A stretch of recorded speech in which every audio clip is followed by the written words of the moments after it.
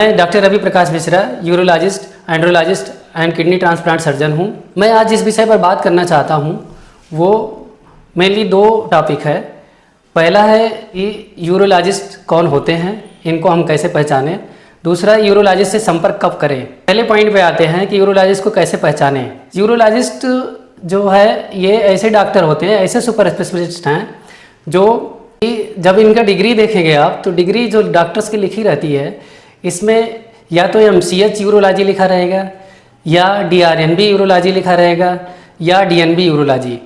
अगर other degrees के साथ में MBBS MS इन सब के साथ में MCH यूरोलॉजी, DRNB यूरोलॉजी या DNB यूरोलॉजी भी लिखा हुआ है तभी ये समझिए कि ये सही यूरोलॉजिस्ट हैं और इनसे जब कोई दिक्कत यूरोलॉजी से रिलेटेड आए तो संपर्क करना चाहिए आपको।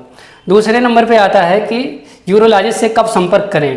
तो यूरोलॉजिस्ट जो होते हैं वो दो सिस्टम का मेनली इलाज करते हैं, एक यूरिनरी सिस्टम, दूसरा genital system, genito urinary system जिसको एक साथ में बोलते हैं। यूरिनरी सिस्टम में आता है किडनी, यूरेटर, ब्लैडर या यूरिनरी ब्लैडर बोल सकते, यूरेथ्रा। और जेनाइटल सिस्टम में आता है प्रोस्टेट ग्लैंड जिसको बोलते हैं, टेस्टिस और पेनिस। अदर थिंग जो यूरोलॉजिस्ट के ही फरवी में आता है वो है एड्रिनल ग्लैंड और सेमाइनल वेसिकल भी। सो ये सिस्टम हो गए जिनकी कोई भी बीमारी हो उसका इलाज यूरोलॉजिस्ट करते हैं। अब हम इस पे आते हैं कि क्या क्या चीज़ें हो सकती हैं। इन सभी सिस्टम में इन्फेक्शन या इसका ब्लॉकेज हो जाए जिसको रुकावट बोलते हैं, इसमें पथरी हो जाए, इसमें ट्यूमर हो, इसमें कैंसर हो या गांठ बन गई हो, सिस्ट बन रही हो या इसका जन्मजात कोई विकार हो इन सभी अंगों का, तो उसका पूर्ण इलाज सिर्फ और सिर्फ यूरोलॉजिस्ट ही कर सकता है। अब इससे रिलेटेड जो है बीमारियां हैं वो बच्चों में भी हो सकती हैं, बुढ़ों में भी हो सकती हैं या जो एडल्ट पॉपुलेशन है उसमें भी हो सकती है। तो किसी भी पॉपुलेशन में चाहे बच्चा हो, बुढ़ा हो या वृद्ध हो, सभी में अगर इन सभी सिस्टम से रिलेटेड कोई भी बीमारी हो रही है तो उसका इलाज यूरोलॉजिस्ट ही करते हैं। अब हम आते हैं कि क्या क्या दिक्कतें ऐसी आएंगी जिससे हमें जान जाएंगे हम कि यूरोलॉजिस्ट से हमें संपर्क करना चाहिए। तो पेशाब में जलन होना जो कि बहुत ज़्यादा ही कॉमन है।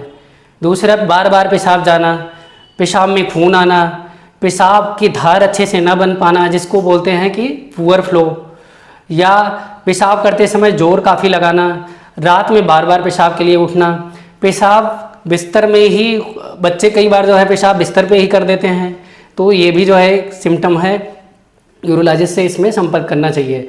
दूसरा, पेशाब में कई बार गंदा पेशाब आता है या झाग आता है, कई बार पेशाब करने जाते जाते पेशाब छूट जाती है, बाथरूम पहुंचते पहुंचते ही पेशाब हो जाती है कपड़े में ही।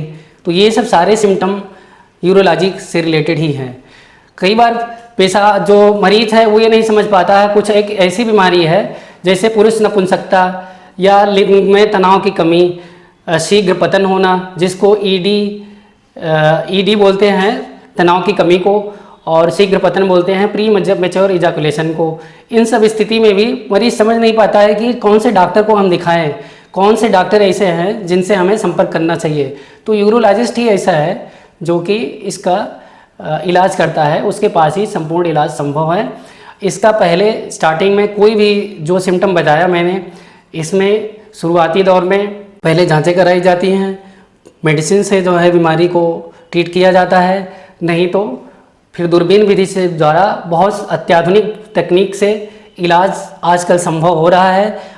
आपको इन सब में से कोई भी दिक्कत आती है तो यूरोलॉजिस्ट से संपर्क करना चाहिए। अब अगला हम इस पे आते हैं कि कुछ ऐसे चीज़ें हैं जिसका बर्ताव करके हम इन सब बीमारियों से छुटकारा पा सकते हैं। पहले ही कि नियमित व्यायाम जरूरी है, रोज़ आधे घंटे का व्यायाम करना चाहिए, बहुत ही हैवी एक्सरसाइज नहीं, मॉडरेट लेवल की एक्सरसाइज करना चाहिए।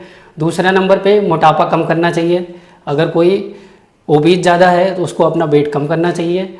थर्ड नंबर पे आता है कि किसी भी तरह का नशा, बीड़ी, सिगरेट, पान, गुटखा, तम्बाकू, ये सब, अल्कोहल, इन सबको पूरा ही अवॉइड करना है, पूरा ही वर्जित है। अगर कोई बीपी का पेशेंट है, हाइपरटेंशन का या शुगर का पेशेंट है जिसको डायबिटीज़ बोलते हैं, तो उसको बीपी और शुगर अपना कंट्रोल रखना चाहिए। हमेशा आहार, जो नियमित आहार है उसमें फल, जो कि ताज़े फल हैं, सीजनल फल और सलाद, इसका भी हमेशा शामिल करना चाहिए, इसको भी अपने डाइट में। और कुछ स्टोन स्पेसिफिक या किडनी स्टोन ना बने उसके हिसाब से डाइट होती है, जिसमें पानी बहुत ज़्यादा पीना चाहिए, जिससे पेशाब खूब अच्छी मात्रा में हो। रोज़ कम से कम 1.5 से 2 लीटर जो है पेशाब हो जानी चाहिए। दूसरा, जो लोग जिनको स्टोन है उनको मीट, मछली, चिकन या जिसको मटन इनको जो है कम खाना चाहिए। नमक की मात्रा कम करनी चाहिए और खाने में नींबू को भी शामिल करना चाहिए। नींबू पीने से भी स्टोन कम बनते हैं। दोस्तों, मैं एक बात और शेयर करना चाहता हूँ कि इस एरिया में बहुत सारे किडनी फेल वाले पेशेंट आ रहे हैं जो कि लगातार डायलिसिस पे हैं, जो डायलिसिस पे ही या तो 2 बार वीक में उनकी हो रही या 3 बार हो रही है। अक्सर ऐसे काफ़ी सारे पेशेंट हैं। तो ऐसे पेशेंट्स में धीरे धीरे ये रहता है कि किडनी ट्रांसप्लांट की ज़रूरत पड़ती है। जो 2 बार या 3 बार जो है डायलिसिस पे हैं, बिना डायलिसिस के उनका जीवन संभव नहीं है, तो इसमें किडनी ट्रांसप्लांट का रोल आता है। जो काम यूरोलॉजिस्ट का ही है, यूरोलॉजिस्ट ही किडनी ट्रांसप्लांट नेफ्रोलॉजिस्ट के साथ मिलके करते हैं।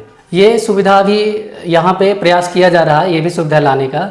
और इसके पहले जो भी बीमारियाँ बताई गई हैं, जो भी सिम्टम्स बताए हैं, सभी का अत्याधुनिक विधि से इलाज यहाँ पर उपलब्ध है। अगले एपिसोड में हम जो भी बीमारियाँ हैं इसमें से एक एक करके सभी बीमारियों को हम डिस्कस करेंगे। धन्यवाद।